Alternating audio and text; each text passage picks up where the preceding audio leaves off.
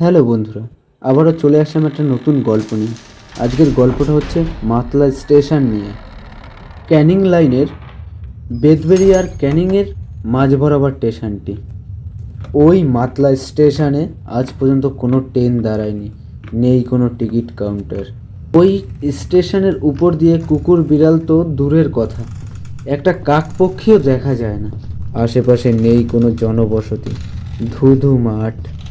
ওই স্টেশনের ঢোকার মুখেই ট্রেনের গতিবেগ বাড়িয়ে দেওয়া হয়। অনেক খোঁজ নেওয়ার পর জানা যায় যে ট্রেন ঢোকার মুহূর্তেই কোনো মহিলার আর্তনাদ শোনা যায় ওই স্টেশনে। তার জন্য ওই স্টেশনের সরকারের খাতায় কোনো অস্তিত্বই নেই আজও পর্যন্ত। আজকের গল্পটা এই পর্যন্তই। আর তোমরা মাতলাদের বিষয়ে কে কী জানো কমেন্ট করে বলো, আমিও পড়ার চেষ্টা করব।